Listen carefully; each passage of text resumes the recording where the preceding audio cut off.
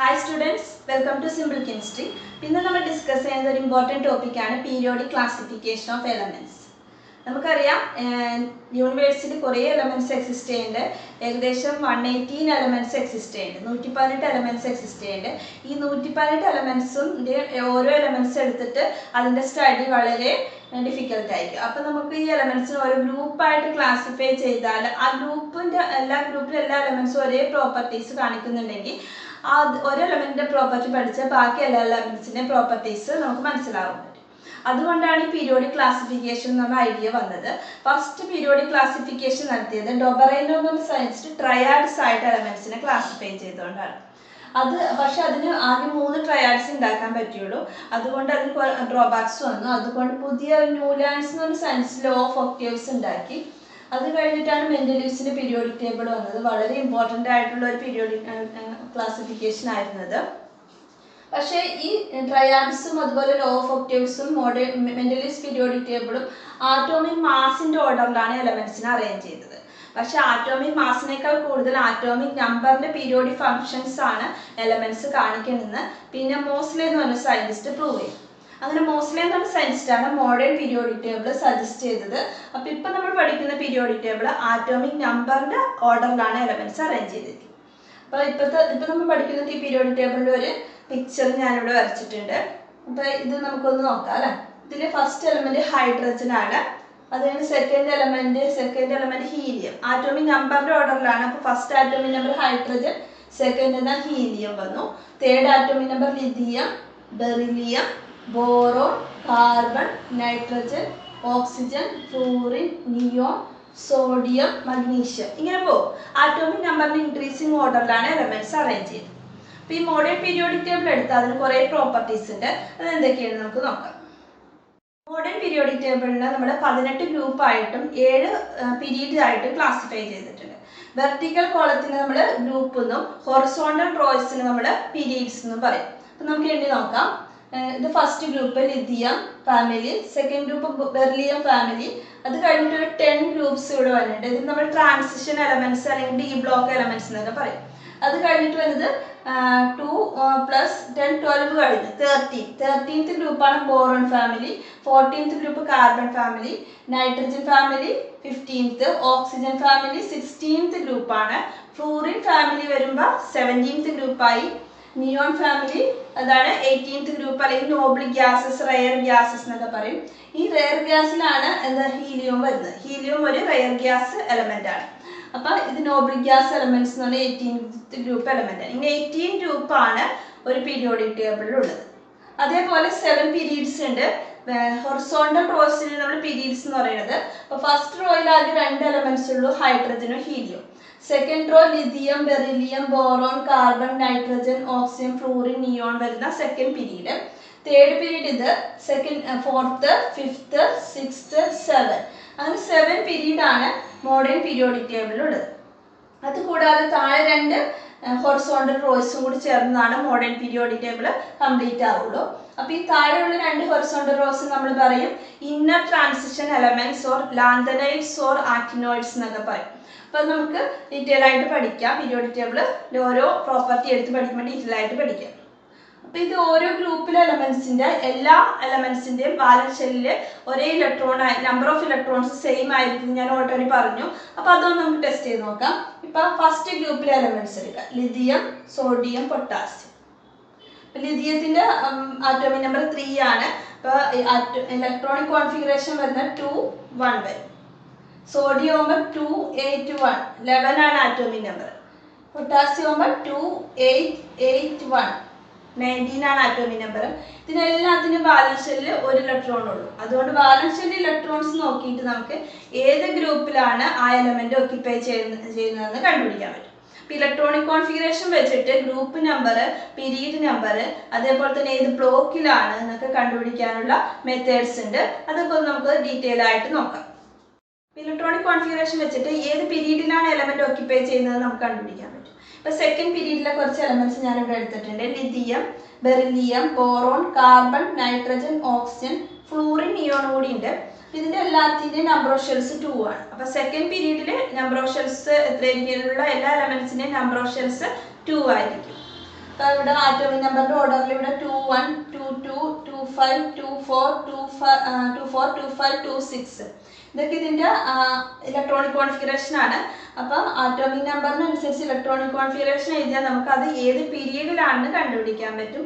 അതേപോലെ തന്നെ ഗ്രൂപ്പ് നമ്പറും കണ്ടുപിടിക്കാം. അപ്പോൾ ഗ്രൂപ്പ് നമ്പർ കണ്ടുപിടിക്കുന്നത് ഫസ്റ്റ് ഗ്രൂപ്പ് ആണെങ്കിൽ അതിൻ്റെ ബാലൻസ് ഷെല്ലിൽ 1 ഇലക്ട്രോൺ ആയിരിക്കും. സെക്കൻഡ് ഗ്രൂപ്പ് ആണെങ്കിൽ അതിൻ്റെ ബാലൻസ് ഷെല്ലിൽ 2 ഇലക്ട്രോൺ ഉണ്ടാവും. ഇപ്പം ബെറിലിയം എടുക്കുകയാണെങ്കിൽ അതിൻ്റെ ബാലൻസ് ഷെല്ലിൽ 2 ഇലക്ട്രോൺ കേട്ടോ. അപ്പോൾ പിന്നെ അത് കഴിഞ്ഞിട്ട് ഒരു 10 ഗ്രൂപ്പ് കൂടി ഉണ്ട്, അതിന് നമ്മൾ ട്രാൻസിഷൻ എലമെന്റ്സ് എന്ന് പറയും. അത് കഴിഞ്ഞിട്ടുള്ള 13th മുതൽ 18th വരെയുള്ള ഗ്രൂപ്പിലുള്ള ബാലൻസ് ഷെല്ലിൻ്റെ ഇലക്ട്രോൺ +10 ചെയ്താൽ അതിൻ്റെ ഗ്രൂപ്പ് നമ്പർ കണ്ടുപിടിക്കാൻ പറ്റും. ഇപ്പം ബോറോൺ 13th ഗ്രൂപ്പിലാണ്. അപ്പം ഇതിൻ്റെ ബാലൻസ് ഷെല്ലിൽ 3 ഇലക്ട്രോൺ ആണ്. അപ്പം 3 + 10 13. അപ്പം ഗ്രൂപ്പ് നമ്പർ അതേപോലെ കാർബൺ ബാലൻസ് ഷെല്ലിൽ 4 ഇലക്ട്രോൺ ആണ്. അപ്പം 4 + 10 14th ഗ്രൂപ്പിലാണത്. അപ്പോൾ 13th മുതൽ 18th വരെയുള്ള ഗ്രൂപ്പ് നമ്പർ കണ്ടുപിടിക്കാൻ, എലമെന്റ്സിന്റെ ഗ്രൂപ്പ് നമ്പർ കണ്ടുപിടിക്കാൻ ബാലൻസ് ഷെൽ ഇലക്ട്രോൺ +10 ചെയ്താൽ മതി. അപ്പോൾ ഇലക്ട്രോണിക് കോൺഫിഗറേഷൻ വെച്ചിട്ട് നമുക്ക് ഏത് ഗ്രൂപ്പിലാണ് ഡിസൈഡ് ചെയ്യാൻ പറ്റും. അപ്പോൾ ബാലൻസ് ഷെൽ 1 ഇലക്ട്രോൺ ആണെങ്കിൽ ഫസ്റ്റ് ഗ്രൂപ്പ്, 2 ഇലക്ട്രോൺ ആണെങ്കിൽ സെക്കൻഡ് ഗ്രൂപ്പ്, അത് 3 മുതൽ 8 വരെയുള്ള ഇലക്ട്രോൺസ് ആണെങ്കിൽ +10 ചെയ്യണം. 3 ആണെങ്കിൽ അത് 13th ഗ്രൂപ്പിലായിരിക്കും. 4 ആണെങ്കിലോ 14th ഗ്രൂപ്പ്, അങ്ങനെ 8 ആണെങ്കിൽ 18th ഗ്രൂപ്പിലായിരിക്കും ഓക്യുപ്പൈ ചെയ്യുന്നത്. ഇതേപോലെ തന്നെ ട്രാൻസിഷൻ എലമെന്റ്സിന്റെയും നമുക്ക് ഗ്രൂപ്പ് നമ്പർ ഒക്കെ കണ്ടുപിടിക്കാൻ പറ്റും. അത് നമ്മൾ ട്രാൻസിഷൻ എലമെന്റ്സ് ഡീറ്റെയിൽ ആയിട്ട് എടുത്ത് പഠിക്കുമ്പോൾ പറയാം. ഇത്രയുമാണ്. അതേപോലെ തന്നെ ഒരു പീരീഡിൽ എത്ര എലമെന്റ്സ് ഉണ്ട് എന്ന് കണ്ടുപിടിക്കാൻ നമുക്കൊരു ഇക്വേഷൻ ഉണ്ട്, 2n². n പീരീഡ് നമ്പർ ആണെങ്കിൽ ഒരു പീരീഡിൽ എത്ര എലമെന്റ്സ് ഉണ്ടെന്ന് കണ്ടുപിടിക്കാൻ ഇക്വേഷൻ ആണ് 2n². അപ്പോൾ ഫസ്റ്റ് പീരീഡിൽ n = 1 ആണെങ്കിൽ 2 × 1² 2 ആണ്. അപ്പോൾ ആദ്യം 2 എലമെന്റ്സ് ഓക്യുപ്പൈ ചെയ്യണം, ഹൈഡ്രജനും ഹീലിയം. അപ്പോൾ സെക്കൻഡ് പീരീഡിൽ എത്ര എലമെന്റ്സ് ഉണ്ട്?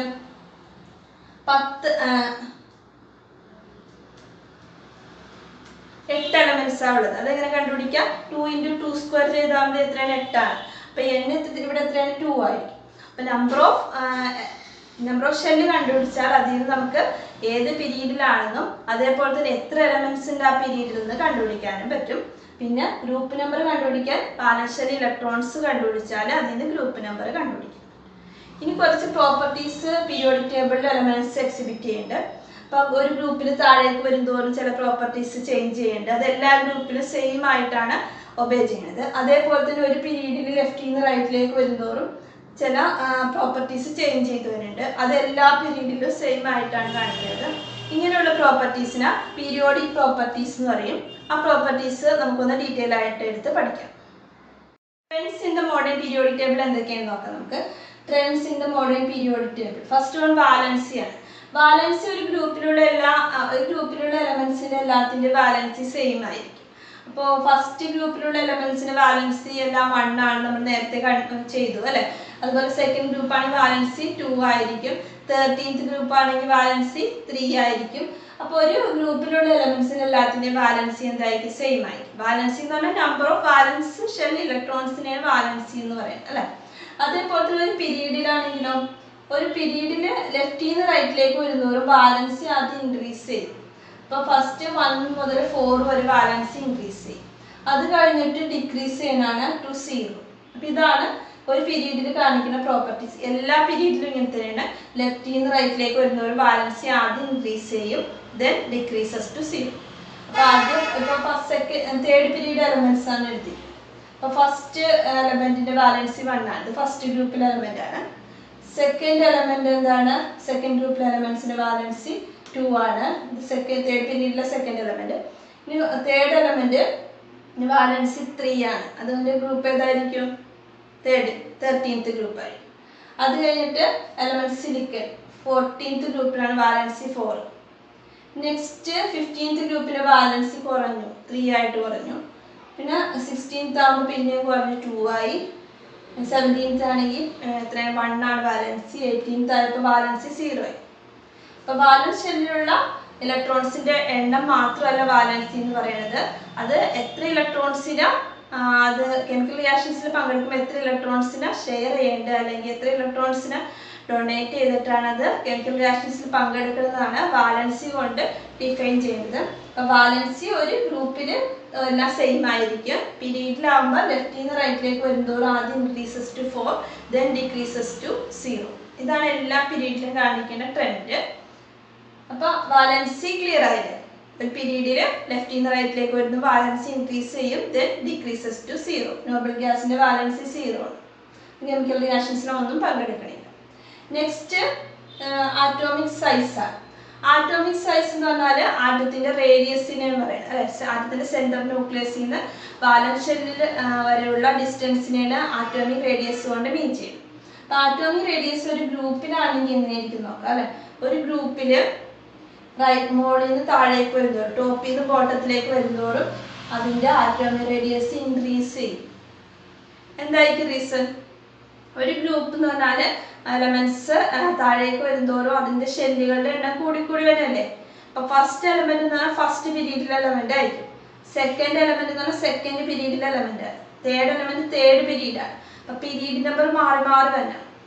ഒരു ഗ്രൂപ്പിലുള്ള എലമെന്റ്സിന്റെ താഴേക്ക് വരുന്നവരും നമ്പർ ഓഫ് ഷെൽസും അപ്പൊ മാറി. അപ്പൊ നമ്പർ ഓഫ് ഷെൽസ് ഇൻക്രീസ് ചെയ്ത് വരും. അപ്പൊ ന്യൂക്ലിയസിൽ നിന്ന് വാലൻസ് ഷെല്ലിലേക്കുള്ള ഡിസ്റ്റൻസ് ഇൻക്രീസ് ചെയ്യും, ആറ്റോമിക് സൈസ് ഇൻക്രീസ് ചെയ്യും. ഒരു ഗ്രൂപ്പിൽ താഴേക്ക് വരുന്നതോറും top to bottom atomic size increases due to the increase in the number of shells in the atom.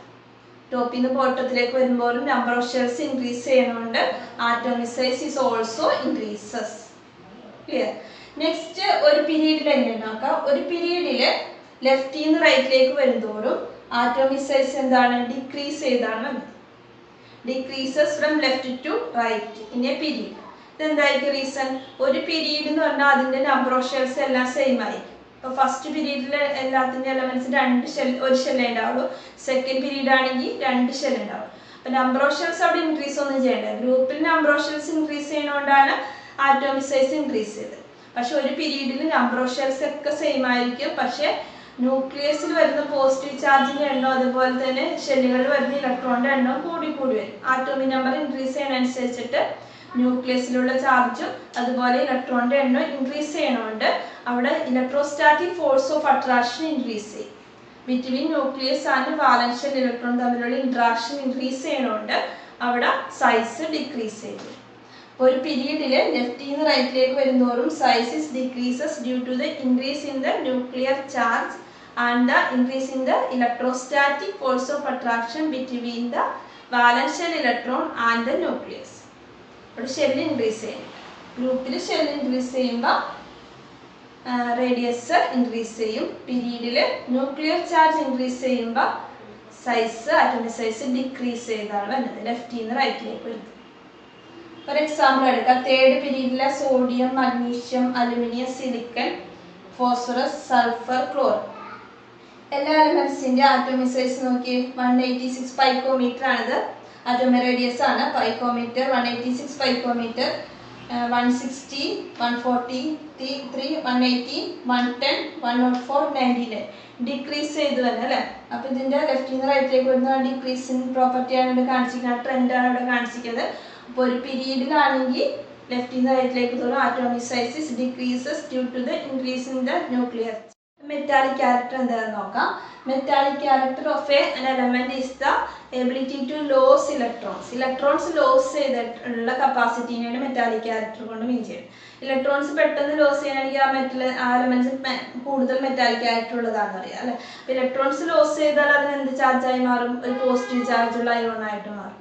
അപ്പൊ സോഡിയം മെറ്റല് Na, സോഡിയത്തിൽ 11 ഇലക്ട്രോൺസ് ഉണ്ട്.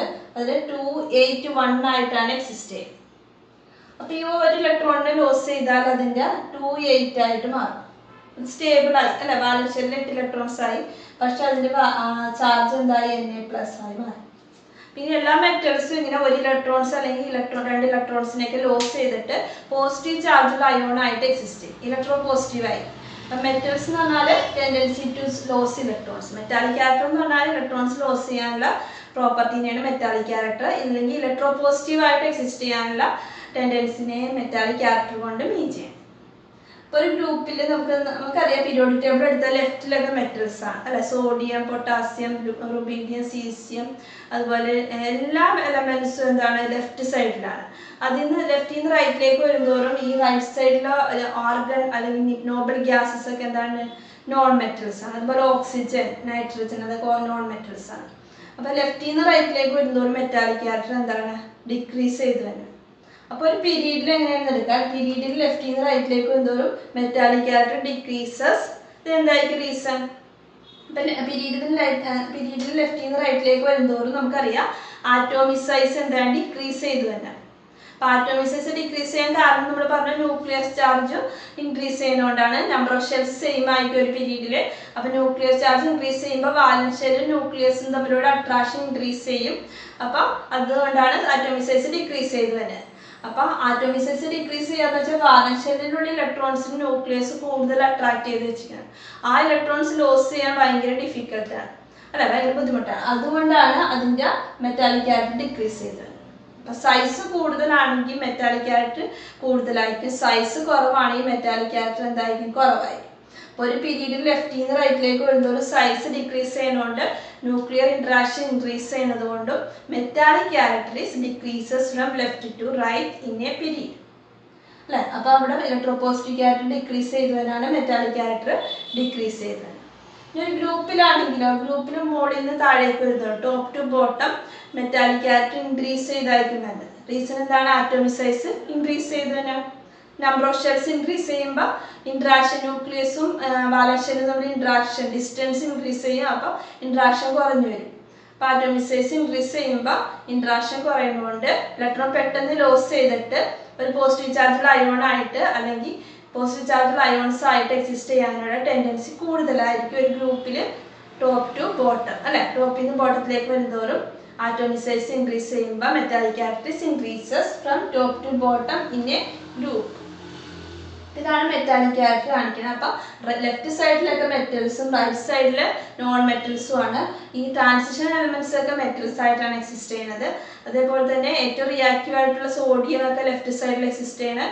ആ റിയാക്ടിവിറ്റി കുറഞ്ഞ് ഈ റൈറ്റ് സൈഡ് ആയപ്പോഴും നോൺ മെറ്റൽസ് ആയിട്ട് മാറി. ഇതാണ് മെറ്റാലിക് ക്യാരക്ടർ. അപ്പോൾ ഒരു പീരീഡിൽ ലെഫ്റ്റിൽ നിന്ന് റൈറ്റിലേക്ക് വരുന്ന metallic character decreases due to the increasing the nuclear charge. And a group top to bottom metallic character increases due to the increase in the size and increase in the number of shells in the atom. Basic ആയിട്ട് periodic ടേബിളിനെ കുറിച്ച് നമുക്ക് പഠിക്കാനുള്ളത്. ഇനി കൂടുതലായിട്ട് പഠിക്കാനുണ്ട്. അതിന്റെ different blocks ആയിട്ട് modern periodic table classify ചെയ്തിട്ടുണ്ട്. എസ്, പി, ഡി, എഫ് ഇങ്ങനെ 4 ബ്ലോക്സ് ആയിട്ട് ക്ലാസിഫൈ ചെയ്തിട്ടുണ്ട്. അത് ഇലക്ട്രോണിക് കോൺഫിഗറേഷന്റെ ബേസിലാണ്. അപ്പോൾ അതൊക്കെ നമുക്ക് ഡീറ്റെയിൽ ആയിട്ട് നെക്സ്റ്റ് ക്ലാസ്സിൽ പഠിക്കാം. അപ്പോൾ നമുക്ക് നെക്സ്റ്റ് ക്ലാസ്സിൽ different blocks in the periodic table discuss ചെയ്യാം.